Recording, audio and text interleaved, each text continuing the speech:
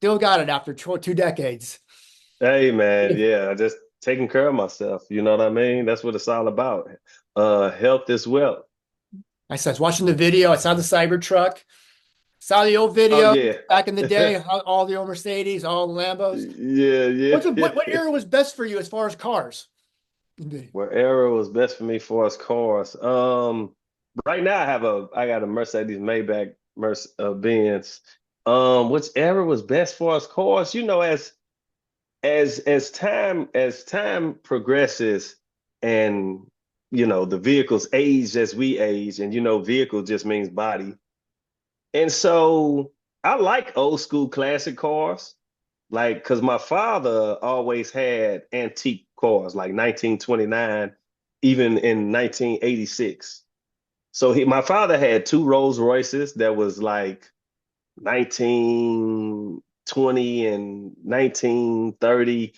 He had Fords, he had all type of stuff. So I learned to take a nice appreciation for like classic antique cars, just watching him and over time.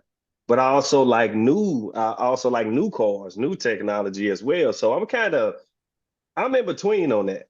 Mhm. Like era wise, I'm in between because I like the progression of technology and like of the vehicles.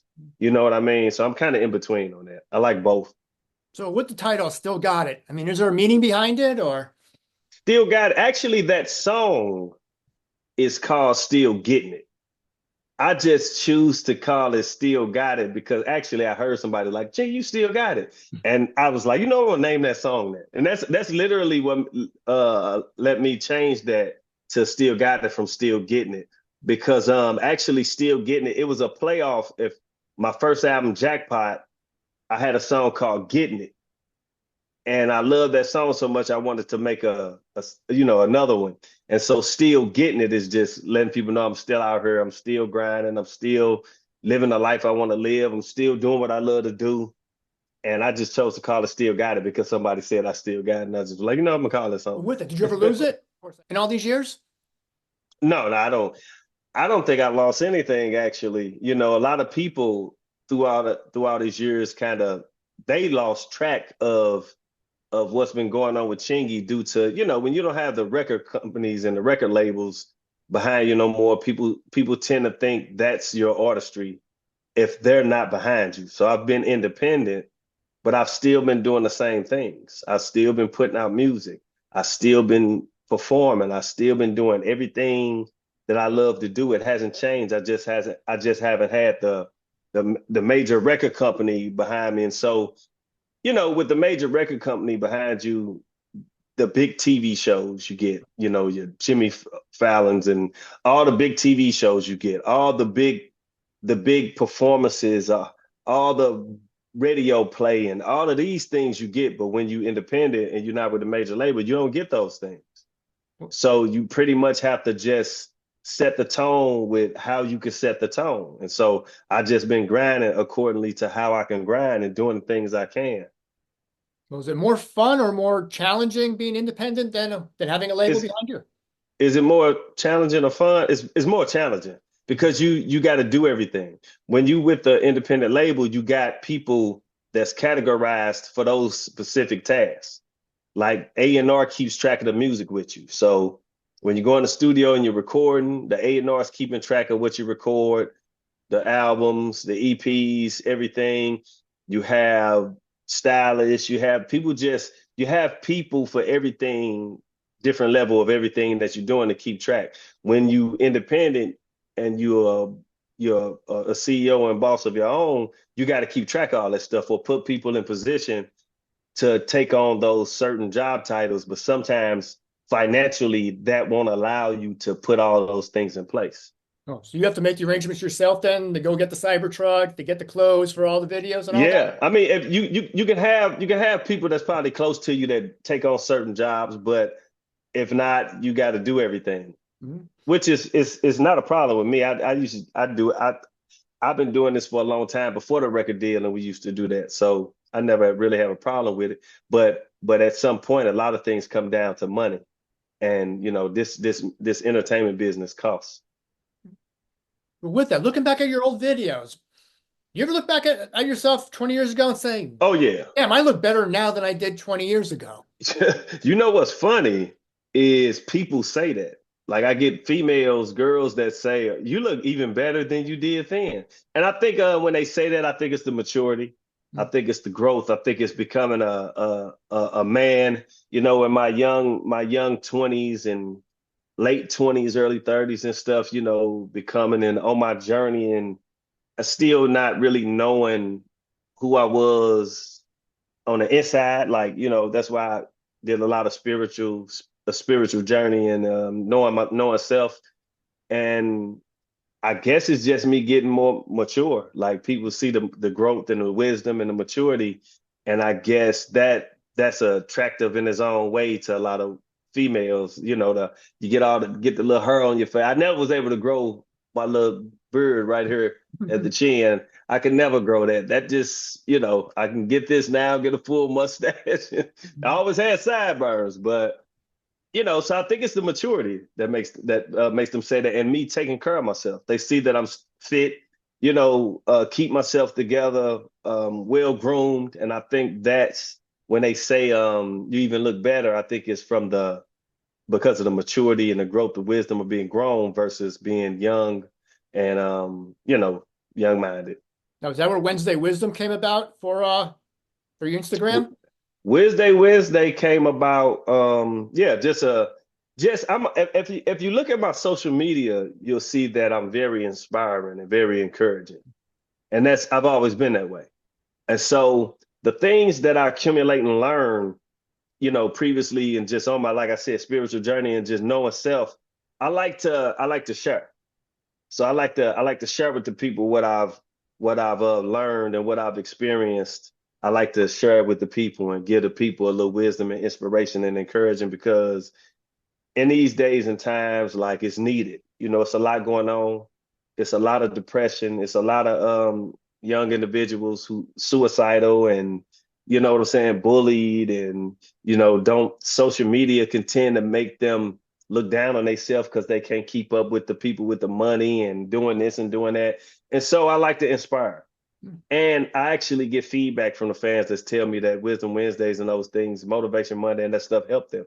Like I mean, like literally families and like mothers, daughters, fathers and sons, they tell me these things help them. And I see it all the time and I comment back and I'll be like, thanks. But they say that the words of wisdom help them. Could you take me a little bit on your spiritual journey? Well, growing up as a kid, I've always been one of those kids looking around, looking up at the sky and wondering, what is this? Like, okay, we here on this earth, okay, the sun is shining and the moon and stars, but what is this? Like, I always question, what is this? What we here for? And so I've always been like this mystical kid, wanting to know what is existence and how we fit into it. And so I just went on a journey of seeking truth, if you will. And when I say seeking truth, just what is this book of the Bible? What is that? Everybody that's so into it, what is that? What is the star constellation? You know, zodiacs. What is that? What is the human anatomy? You know, what is consciousness? You know, how do these planets and these constellations play into us as humans? Astrology, what is that? And so I did a lot of seeking and I got a degree in astrology and astronomy and cosmology. I studied psychology because the mental has a lot to do with the above mental. The universe is but a universal mind. And so I just started kind of in my own way putting these things together, which led to me diving into religion in a way of, okay, what does these books mean? What is this Bible, the Torah, the Zohar, the Kabbalah, the Quran? You know, what are these things and what they mean? So I had to read them. I had to research. I have some elder teachers who taught me a lot of things about Cometian, Egyptology, sciences, and just studying a lot. I just was studying a lot and just trying to get to know self in the relation of to self with the external existence. But sound is creation. I love music. I've always loved music since an adolescent. And I came to the conclusion that that's what I'm here to do. Mhm. My music is what I'm here to do. And I'm fine with that. I'm okay with that. And knowing that, we ask a lot of questions about why we're here, this, and that. But actually, what people need to do is just live to where when they make that transition on a deathbed, they can go out smiling, saying, "I lived my life. I lived, and I did what I was put here to do." And for me, that's music. This is what I was put here to do, and I'm gonna do that. And I'm just gonna try to live and enjoy myself till I transition on my deathbed to where I can smile and go out. And hopefully, I'm remembered from these great records that I released, and just being a authentic individual and treating others as I want to be treated. And so I've learned to stop questioning what is God? Who is God? What is this? What is that?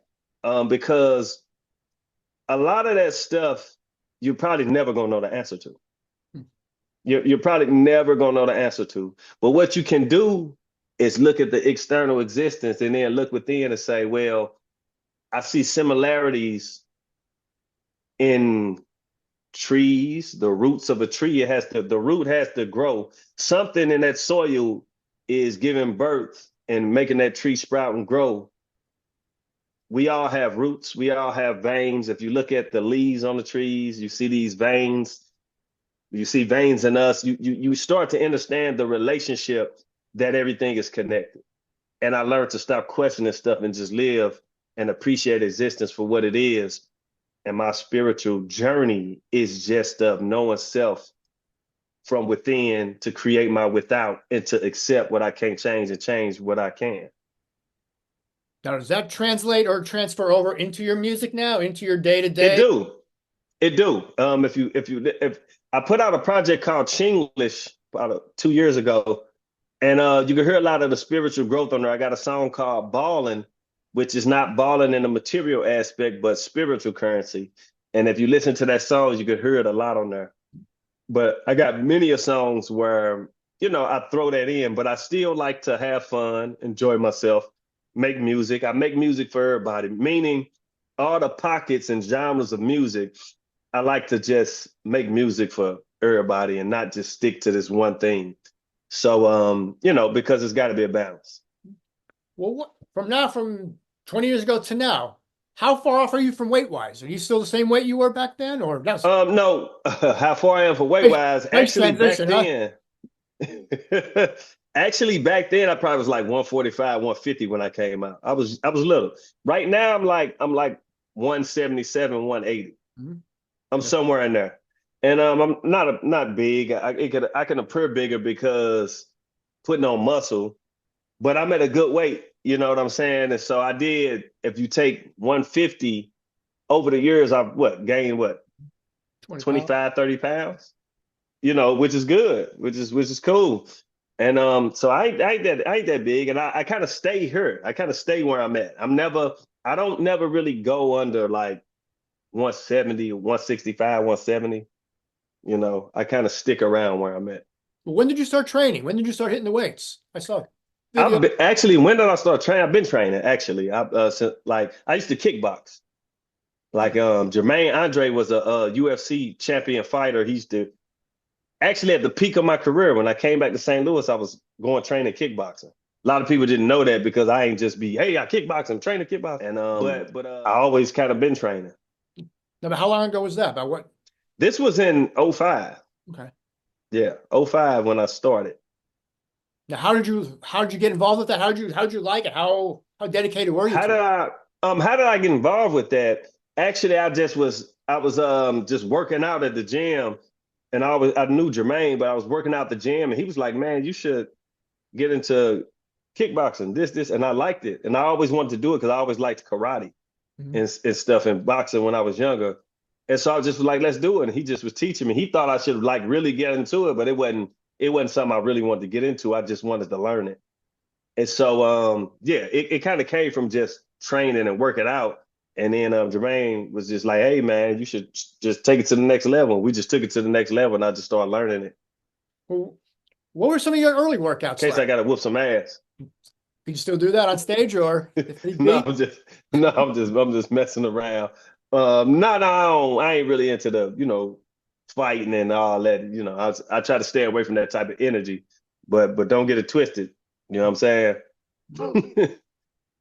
So when did you start? I was watching some of the videos back in 2014, 2013. You had a few posted. hmm How different the workout been from then until now? Have you changed a lot? Um, I do yoga. I stretch a lot, that's my yoga practices is a lot of stretching. Right now I do upper body, lower body.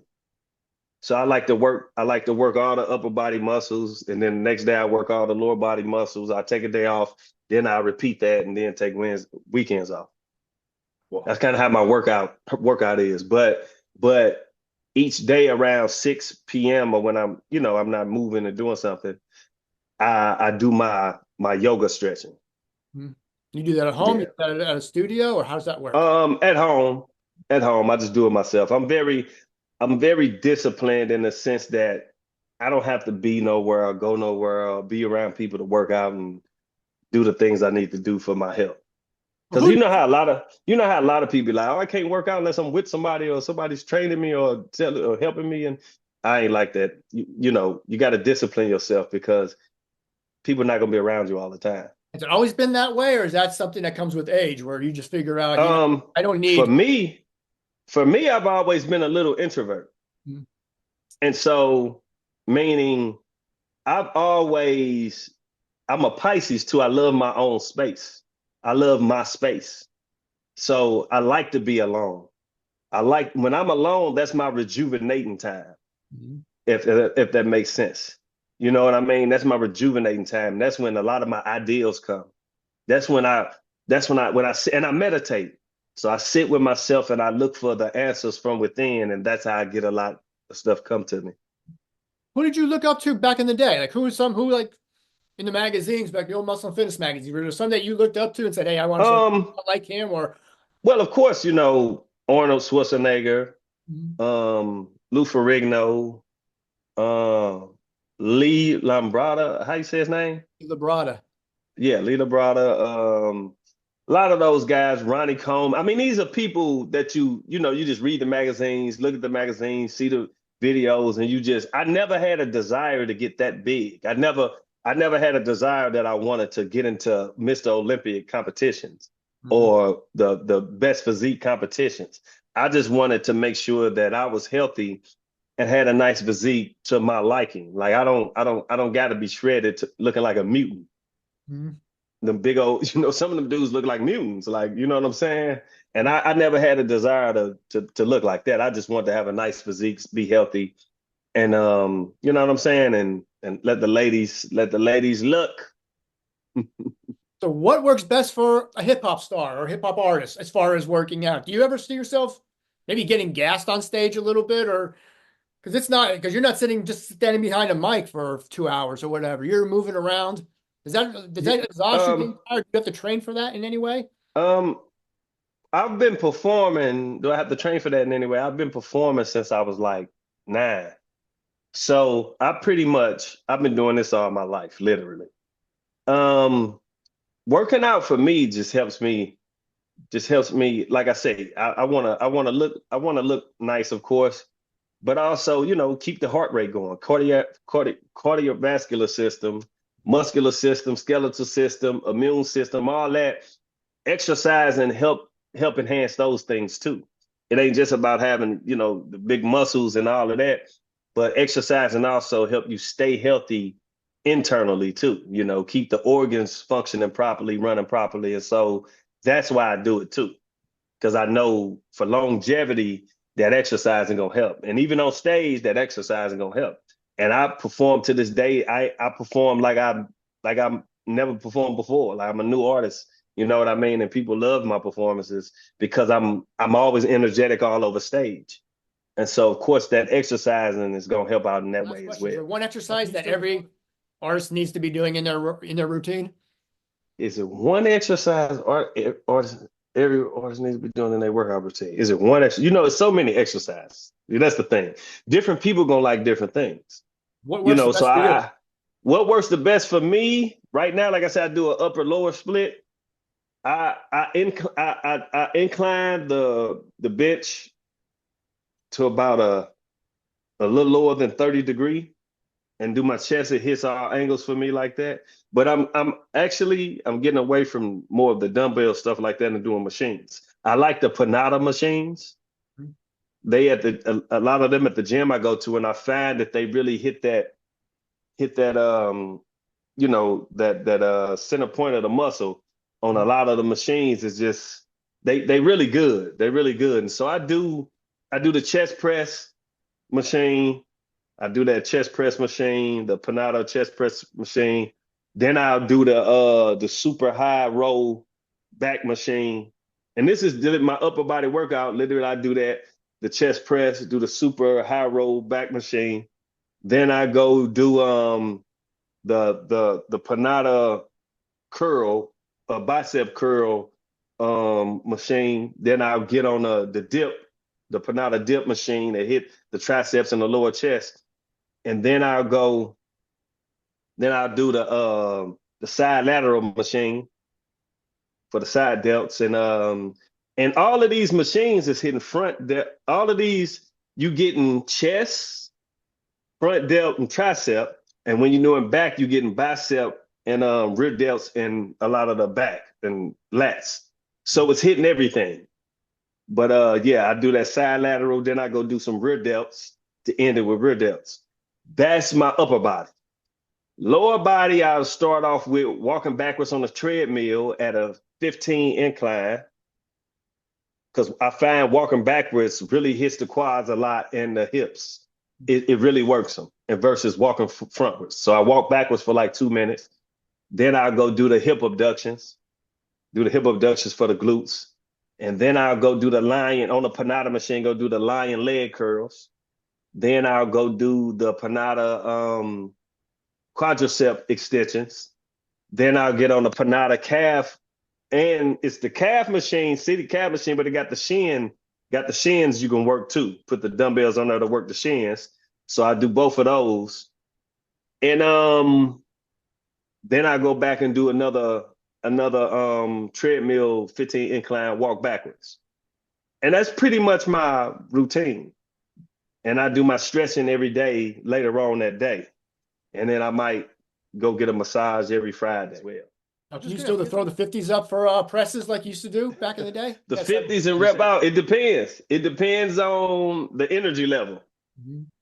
Yeah. So if the energy level is high at that time, we're going to rep. If the energy level kind of low, it might be a little struggle to get a couple of them. At the same time, I keep backtracking a little bit from 20 years ago. And back in the day, has there been a shift, do you think, in just, I guess, perception of health?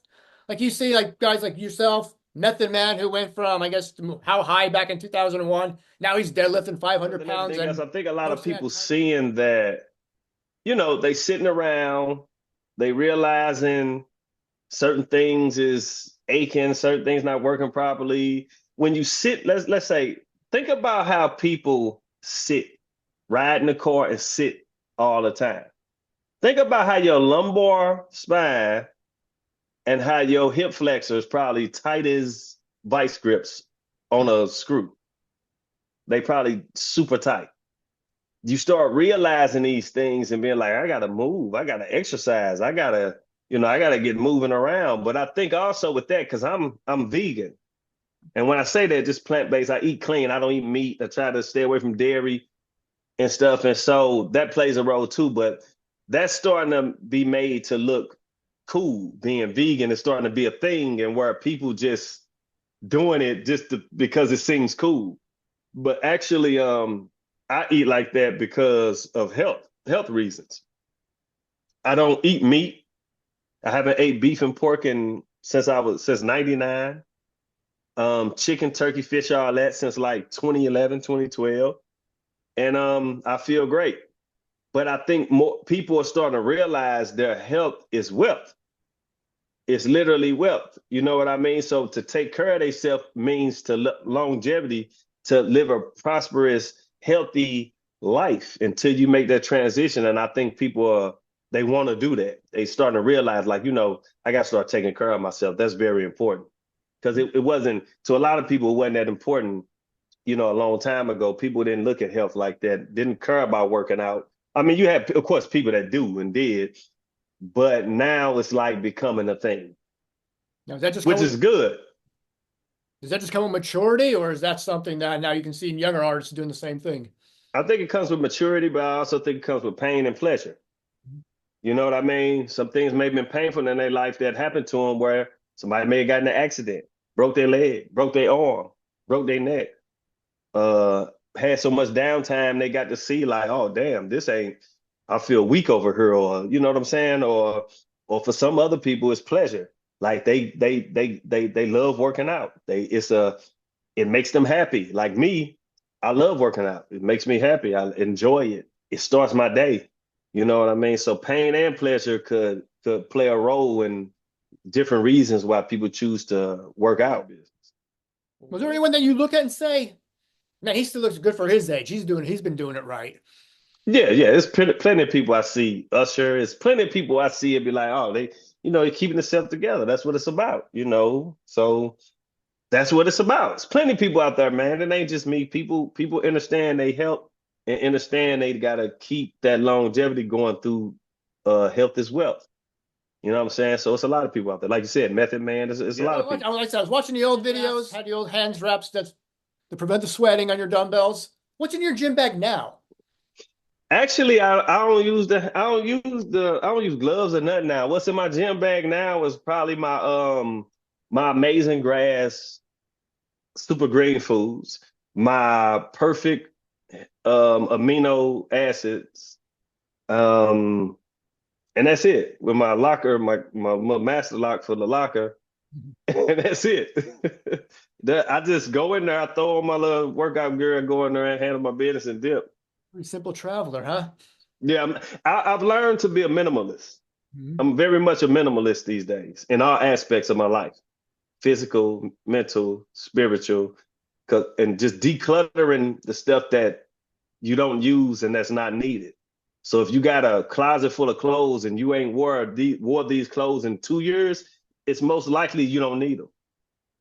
If you never wear them, you don't need them. And that goes for anything. That goes for the mind too. You got a lot of thoughts in there you don't use, get them out. Meditate. Your house, you got a lot of you're a hoarder, you got a lot of stuff around that you don't use, is in your garage. Get rid of it. Why is this just sitting there? So I'm a minimalist in every aspect of my existence.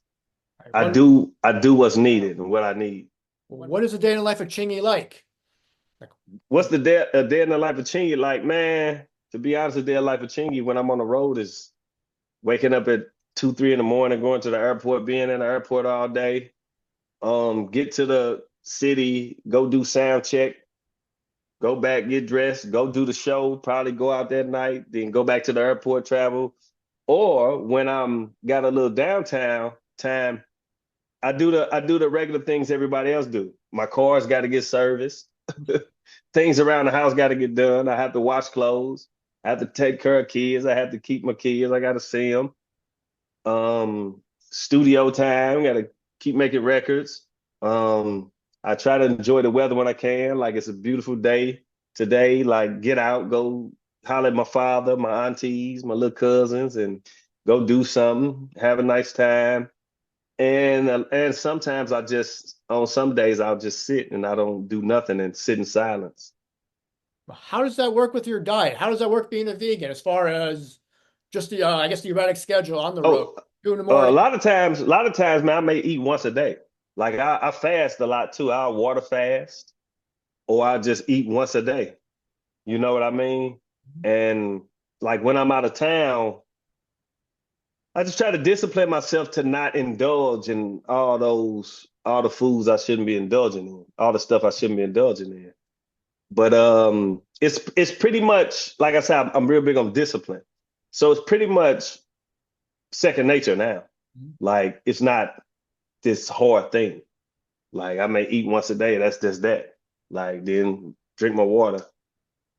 Does that affect you at all on stage or energy? Nah, nah. I've become immune to that now. Like it's just a way of life. So on stage, like I don't eating is overrated. Fasting is more healthier than people thinking they eating all the time is. You know what I mean? I know we're not taught that. We don't understand that because we're not taught that. You're taught to eat 3 meals a day, 5 meals, whatever the case is, but you're not taught to fast. And that's how you detox and really get toxins out of you. It's fasting, eliminating waste that way. But people are not taught that. What is your meal plan like? Your day, your one meal. What do you usually, what's on that My plate?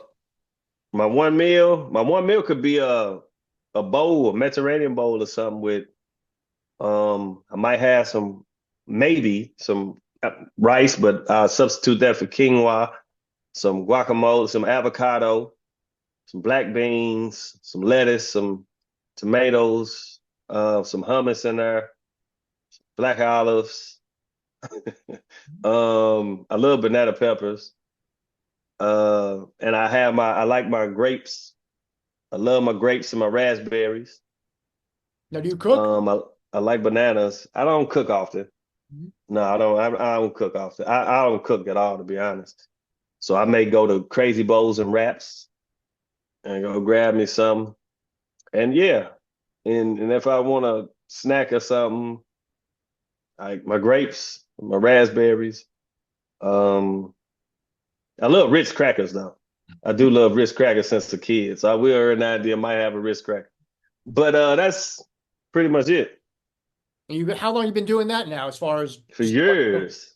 and that doesn't affect you as far as weight, doesn't affect you as far as, Nah, that's why I think that's why I stick around the same weight. I'm always kind of around the same weight. I don't switch it up too much. so what's the key to just sticking to that, especially when you're on the road, when you're on. Mental discipline. Everything's going to always lead back to being mentally disciplined in whatever you do. If somebody want to work out, they're going to have to discipline themselves mentally to get up and go work out, especially if they got a 9 to 5. If whatever it is they want to be, somebody want to be a doctor, they're going to have to mentally discipline themselves to take it upon themselves to go to school, get a PhD or whatever it is to be a doctor. They're going to have to discipline themselves and take action. I have a book that I just finished, an ebook/audio book called Conscious Creation and Manifestation, and which is me, my principles I go by: thought, projection, action, materialization of the ideal. And that's how I look at existence. And with those 5 things, that's what you're going to have to do to manifest anything. Now, And with so that, that's what you got to do. now when it comes to discipline, if when I did a little bit of research, it said, or you said, you started writing at age 6. Yeah. How do you get the discipline at that young age? How do you not, I guess, not fall for the peer pressure of going out, hanging out with your friends, No, baseball, well, basketball? How? well, I wouldn't say I didn't hang out with my friends. I hung out with my friends. I went outside and played. I know kids today don't do that. But I went outside and played. We went and played in the forest. We went and played in the jungle. We tied water hoses on the tree branch and swung across the creek. We did these things. But I also had a hobby, and that hobby was writing music. I love to write music. And so I made sure that I did that too. And so I made time for it. So even as a kid, you got to be mentally disciplined when you want to get something done. Now, did you have to sacrifice anything as far as to No, find that I ain't time have every to. day? I ain't have to sacrifice nothing. People will tell you that was around me. I go get a napkin and start writing raps on it wherever I was at. You still have any of those? I I asked somebody for a piece of paper, get a pen, and just start writing raps on anything I could write raps on that was around me. Do you still have any of those old napkins or notebooks? Um, my little sister do. She won't give them to me. She actually, my little sister got the original lyrics to Right There and Holiday Inn, and she won't give them to me though. She gonna have to make me a copy or something. You have a strategy or a formula since then just to write? You do a 9 to 5, No, you do certain hours, or just when it hits you? no. Just when it hit me, like I don't. There is no real formula. I could be on an airplane. I could be sitting here right now.